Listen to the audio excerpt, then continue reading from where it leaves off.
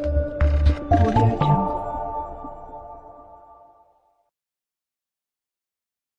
Hello and welcome to Mutual Fund Talk. My name is Naveen Soni. We have been discussing about the markets and how you can actually invest in these markets. Today we have with us Mahesh Patil, who is the CIO Equities at Aditya Birla Mutual Fund. So Mahesh, thank you so much for joining us. Now the markets have been very volatile, understandably so. There has been this corona fear. The economies have actually been looking a little in danger, but the markets have already reacted. So do you think now things are beginning to stabilize? Yeah, so in the last 2 months, we have seen since the coronavirus outbreak came through, we've seen a sharp correction in the global markets and in the Indian markets. So from the markets have corrected by about 36, 37%, not only but across the globe. And subsequently, we've seen that as the number of new cases in the world global is kind of now plateauing out. Okay, the new cases growth rate. In India, we are still behind the curve, but I think after the sharp knee-jerk reaction in the market, which was also accentuated by the fact that in the last 2 years, we've seen a lot of easy money which was there into the market, a lot of easy liquidity, and the markets were going one direction, especially the global markets. And a lot of there were global funds, bond funds, hedge funds, which were levered. So once the volatility shot up after the COVID crisis, we saw huge redemption and panic selling by these funds. And as a result, in the month of March, we had almost $8.5 billion of FIS outflow. And that led to the sharp fall in the market of around 35% in the matter of a few weeks. And that huge selling has now abated in the market because we're still seeing some amount of selling, but that panic and the forced selling has abated. And that has provided some stability to the market. Also, the fact that now with the new cases globally is kind of peaking out, there's a hope that things will come to normalcy in the next couple of months.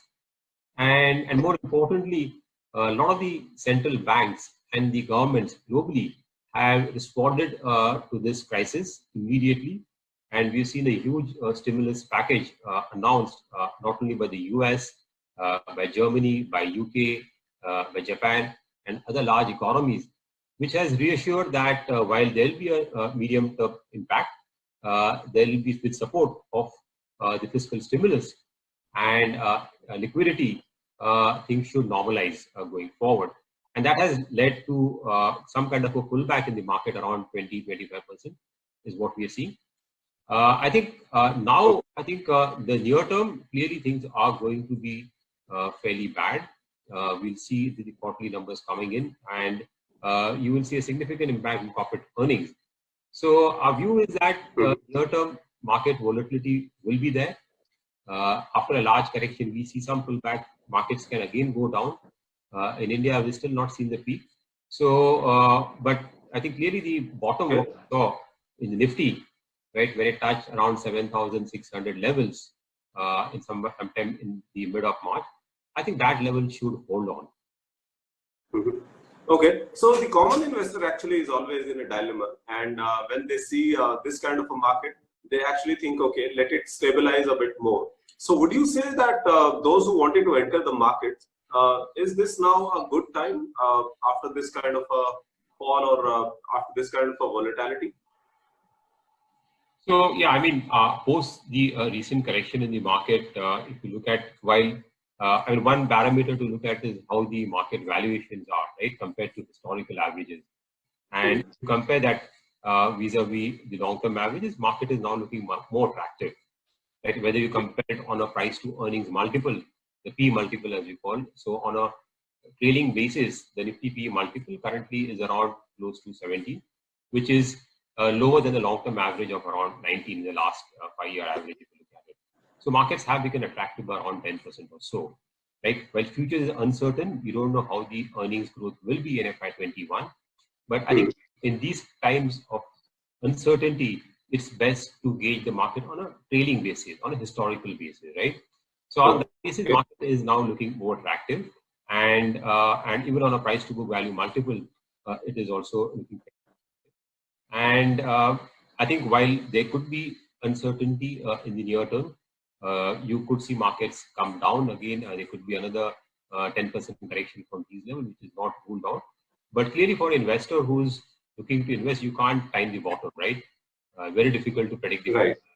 While we believe that the markets have bottomed out, right, from the recent lows, what we have seen, but you never know. So it would be prudent to slowly start investing in the market because it become attractive. And while the next 2 quarters, okay, will be fairly weak because of the impact of the slowdown and lockdown, will have an impact on corporate earnings. But for long-term investors, I think this will be a good time to slowly making allocations. But I would not suggest to go aggressively at this point in time because we still don't know. We haven't seen in India the peaking out into the numbers, right? So it will be prudent to spread out your investments over the next few months, the next 3 months. I think that would be the right strategy in this current environment. Okay. Actually, in fact, that was going to be my next question. You said not to be very aggressive. There are some savvy investors. Of course, there are some who have a degree of caution in their approach. But there are some investors who like to be aggressive and who have been actually watching the market from the fences. And they say that, okay, this market has actually been available now for so you would also savvy investors should probably not be that aggressive as well. Yeah, I think while the market levels are attractive and even for savvy investors, I would say that it's best to make some allocation, say probably 1/3 of your allocation definitely should be done at these levels. And you don't know whether the markets continue because there could be some new discovery which could happen, right, in terms of a remedy for the COVID virus, and the markets could clearly rally from here. But I think we still believe that the near-term impact, right, in terms of corporate earnings and cuts, is fairly severe. And as that news flow starts to come in, this is a month of earning season, right, not only globally in India. And as you do that, I think you will see cut to earnings start to happen. And I think the markets can still remain a bit volatile. There could be still some downside. If you ask me from a very near-term perspective, the risk reward at the current market level is equal from upside and downside. When I say near-term, I mean in the next 1 or 2 months. But I mean, that's not what for long-term investors, that should not really matter, right? So for long-term investors, I think this is a good time to start putting in money. But as I said, looking at the concerns and the possibility of downgrade, we haven't still seen the full downgrade to earnings.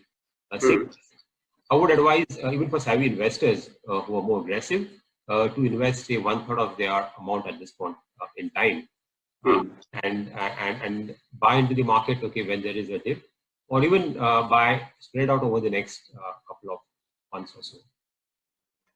So Mahesh, you were talking about the earnings. We have already seen some of the impact with the numbers coming in, but you know these are the numbers of the months or the quarter where the corona was just setting in. Now the actual impact when the industrial activity or the services activity has taken a beating, that will probably start coming in with the next quarterly results. So what are your estimates on those numbers? How much of that has already been factored in by the markets? Yeah, so I think it's important to understand before we move on to corporate earnings, what is the impact of the COVID-19 on global GDP growth? So the global GDP growth estimates, which were earlier at around 3% for this calendar year, CY20, have been now downgraded by IMF and other leading economists to around -1%, right? So there is going to be a significant contraction in the global economy.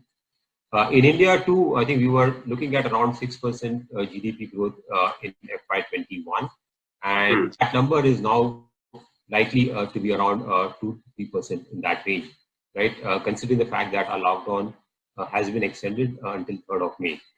Now, because of this, I think the impact on earnings, specifically, I think in the month of the first quarter of this fiscal year will be severe, right? Right. Each and every sector of the economy has been impacted because of this lockdown. Barring a few sectors, like for example, the pharmaceuticals or retailers, the utilities, each and every sector has been impacted severely. And this quarter should be the biggest impact we'll see. But overall, if you look at for the fiscal year, we expect that the earnings growth will be kind of flattish or marginal negative. Currently, if you look at the consensus forecast for earnings, analyst forecast for FY21 for India, the growth rate, which was earlier expected to be around 23-24% for Nifty, that growth rate has come down to around 12-13%. So if you analyze, the market is still expecting some growth, but I think that numbers will get cut sharply after this quarterly results. And we think that we should be around flat or slightly negative growth. So I think market to some extent has factored in, but I think there could still be some more negative surprise because the real impact of this on growth and on recovery as it sinks in, I think you will see more downwards to earning. And that's, I think, what market could further react to. So normally we've seen the first reaction in the market where it corrected and bounced back. I think it could be a second leg of correction in the market, milder correction, I would say, okay, when the earnings gets downgraded further from these levels. Okay. Now let's talk about the mutual fund investors. There are some investors who think that, okay, we are investing for the long term, and these are actually the times that we'll anyway see over that period. So if somebody is now looking to realign their portfolio or actually start investing with a new portfolio, how should their portfolio look like? Because like you said, there are some sectors which seem to be affected. There are some sectors which not probably affected that much. So how does a portfolio look like for a person like this? So I think for investor perspective, I think it starts with the asset allocation, right? So really, I think post the correction in the market, the relative attractiveness of equities has gone up. Right, as I mentioned earlier, in terms of the price to earnings multiple or price to book value multiple, it is now below the long-term average. Even if you consider the earnings yield, right, or the market and compare that vis-a-vis the bond yields, that also suggests that it's in a buy zone. And so given that, I think investors first need to look at the asset allocation because of equities coming down, the equity exposure would have gone down in the portfolio. It is time to increase that exposure and back to the level which they intend to be. Or I would suggest even slightly higher now, right, compared to a median allocation, what you would have targeted based on your risk profile. I think there is need to increase that a bit from those levels. And then within equities, I think if you look at the large cap space, we have good correction in the huge selling which we saw from FIs in the last 1 month has taken its toll in frontline stocks. So in CY18 and CY19, we have seen a big outperformance in the large cap stocks compared to the broader market and the mid cap space. And they were looking expensive, I think, in this correction, we've seen a good correction in the large cap names also. So I would suggest that if one is looking to add now, one can make a larger allocation to the large cap stocks, because these stocks are much more resilient. These are leaders in their space. And kind of environment, okay, where things are going to be really tough from a liquidity standpoint and growth, I think the larger and bigger companies will be able to emerge much stronger and quicker from this crisis. So the recovery there also should be much better. So clearly larger allocations towards large cap stocks or large cap funds, I would say. Then some allocation to multi-cap funds.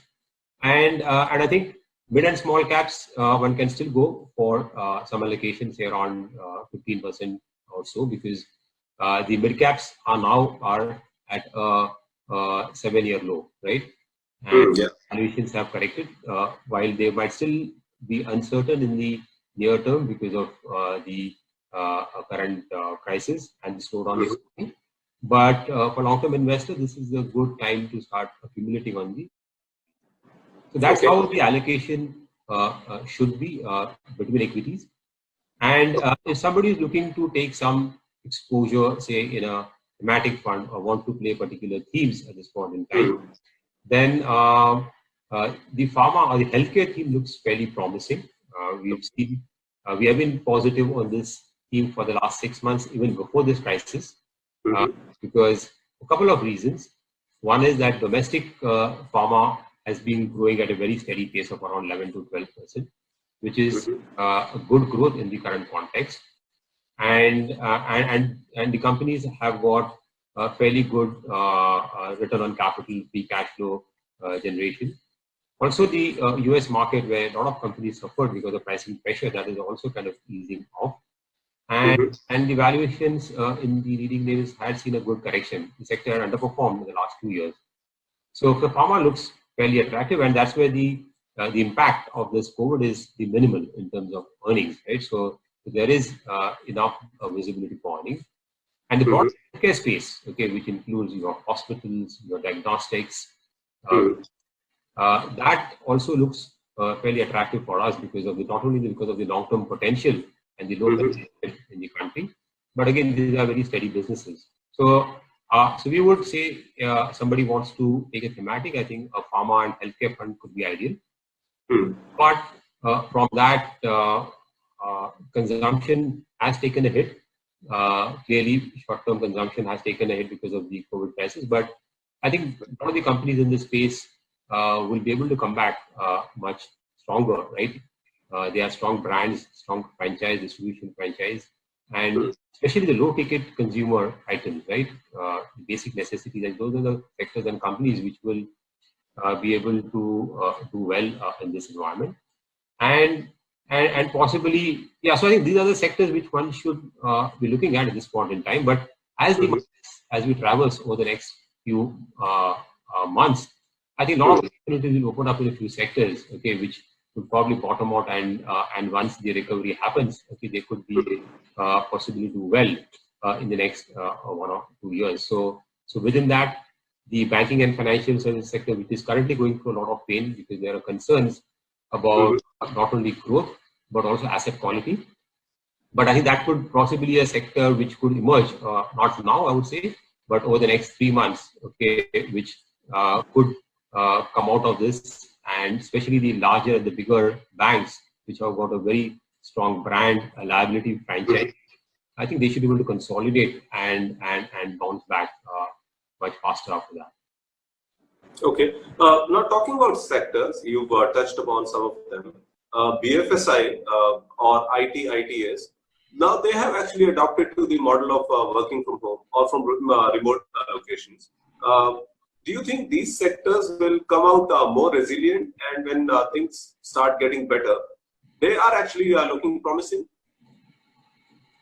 So the BFSI sector is going to be probably very badly hit because of the crisis. Because, as you know, these sectors they have a high leverage, right? By nature, okay, leverage is high over there, and they because of the lockdown, we've seen significant impact on earnings, right?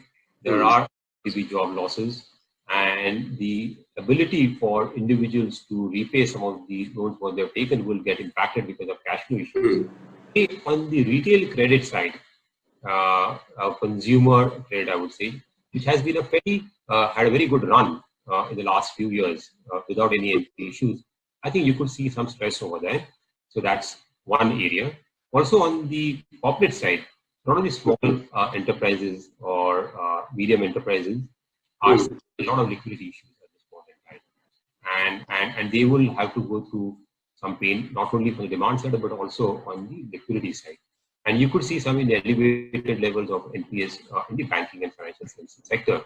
So I think there will be tough times for the sector, especially the NBFCs, which would find it finding it difficult to borrow, right, at this point in time.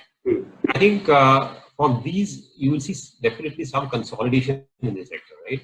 So the better ones, which have got better risk management practices, and companies which don't have very large leverage and have got a strong brand, a very strong liability franchise. Because at this point in time in the banking sector, also we see people also scared to lend deposit money in the banks, right, after the Yes Bank crisis.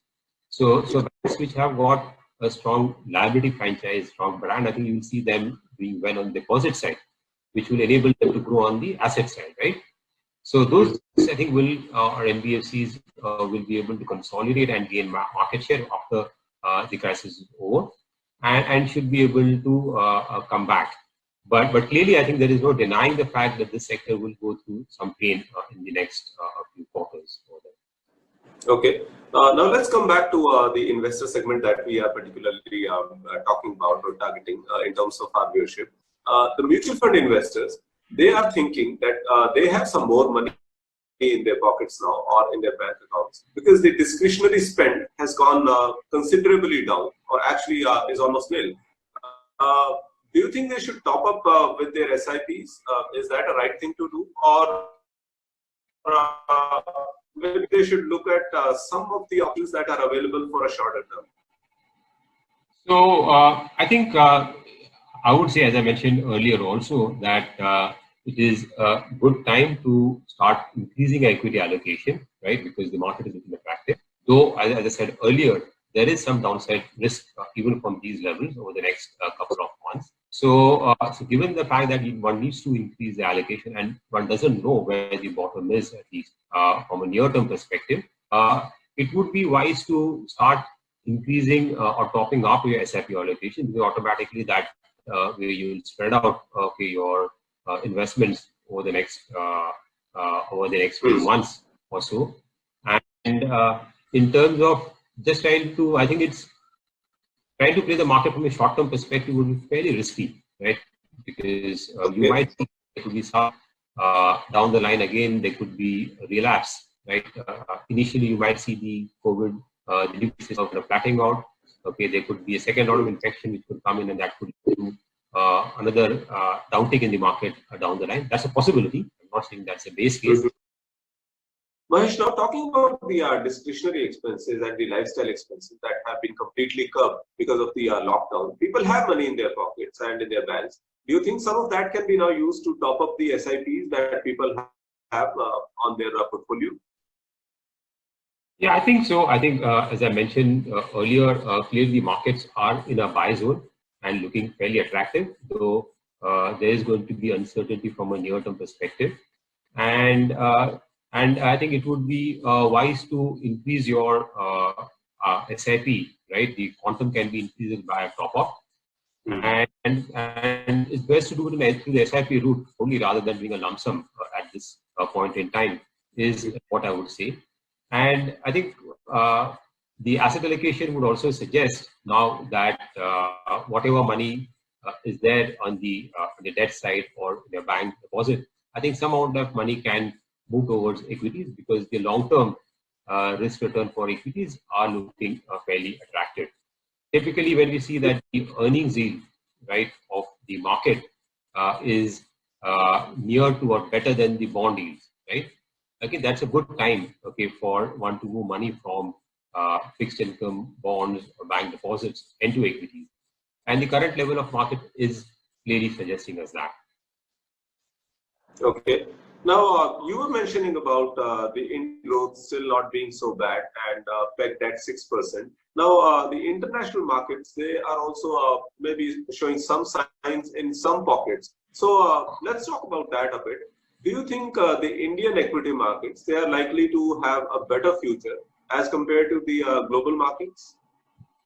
So I think if you look at from a near-term perspective, I think Indian markets are very strongly correlated with the global markets. And if you've been observing recently also, I think markets are also reacting to what's happening globally, right? In how the global markets behave, how the Dow Jones behaves. I think we are probably in sync with that. Said that, I think the impact of the virus is there across multiple geographies.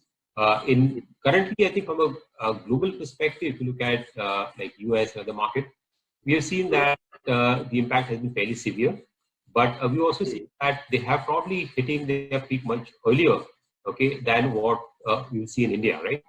We are slightly behind the curve over there. And the global response from the central banks has been very, very fast and very strong. So the stimulus package, okay, which has been announced by the US, for example, is almost like 8 to 10% of GDP.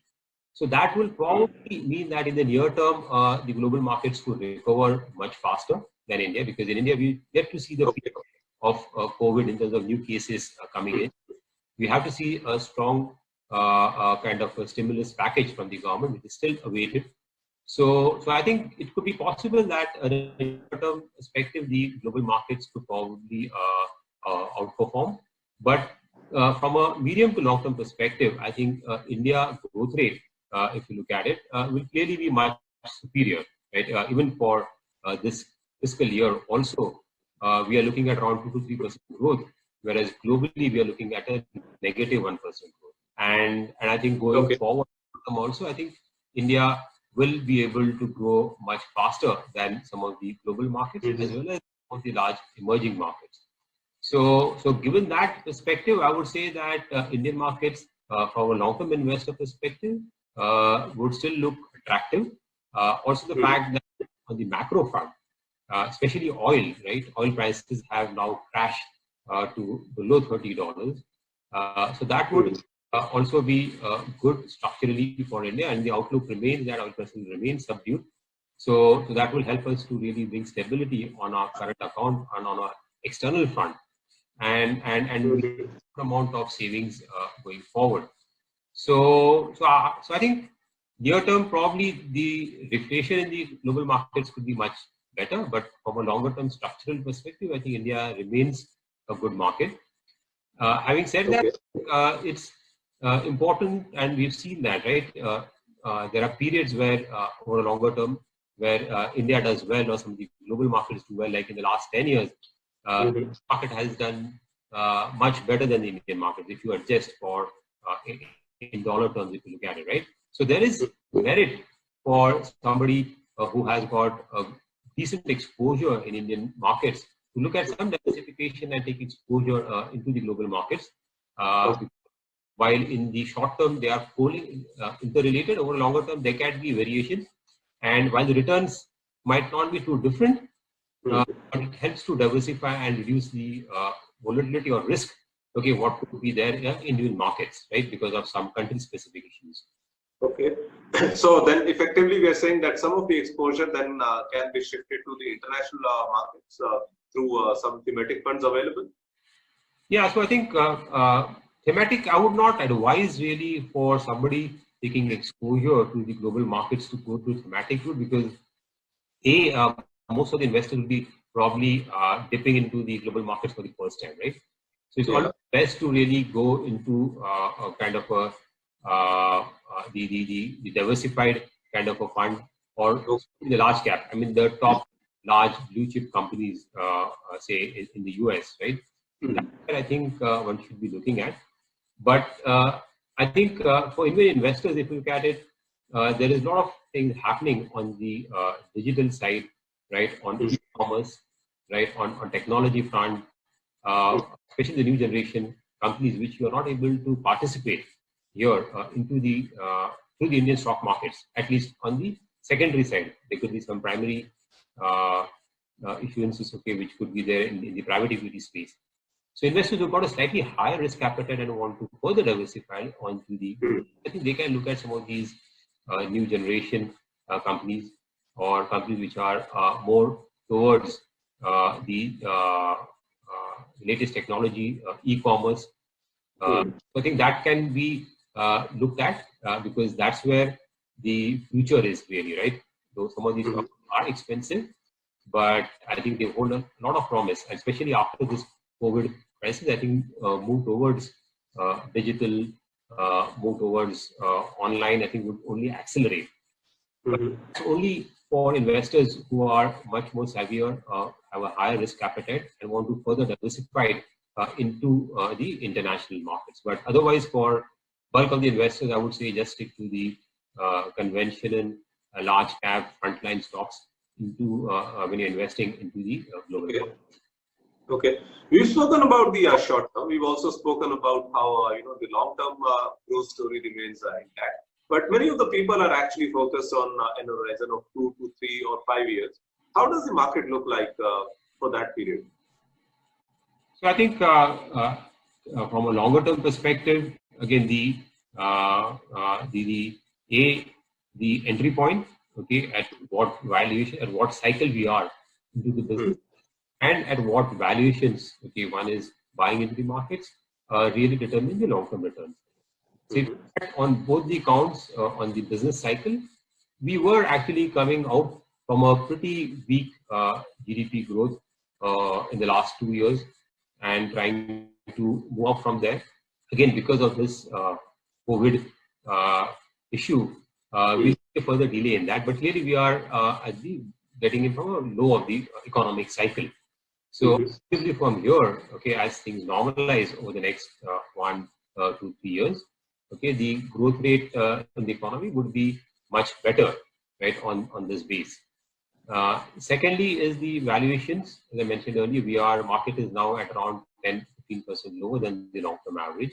So assuming over a longer term, the averages, the valuation multiples converge towards the mean, that gives you another reason to believe that the market returns for long-term investors from here will be better than the average returns, right? In the last 5 years or so. So if you put this together, I think from here over the next 3 to 5 year time frame, I think one should expect market returns to be somewhere around double digits, right? Probably teens is what I think one can expect on a realistic basis. Okay.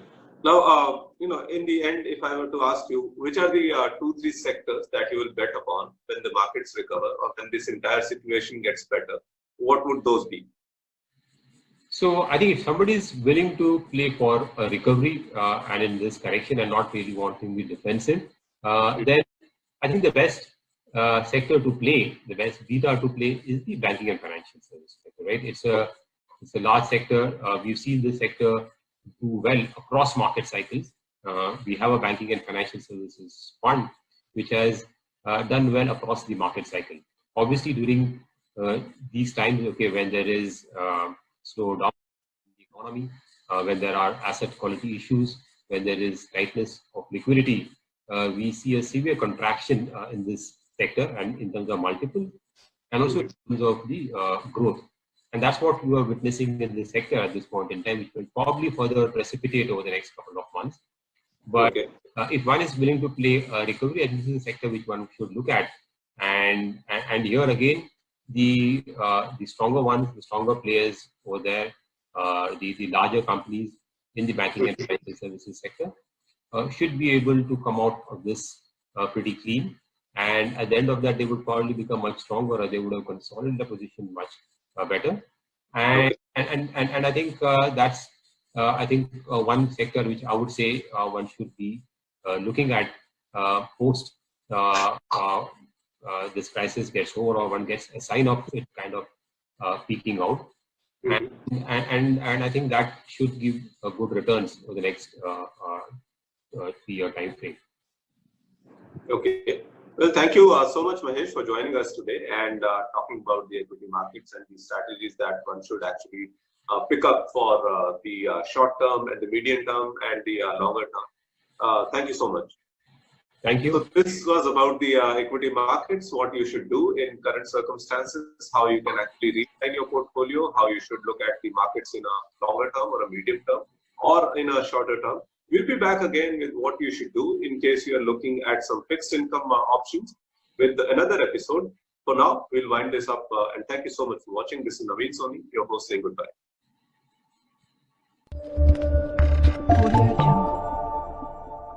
Mutual fund investments are subject to market risks. Read all scheme-related documents carefully.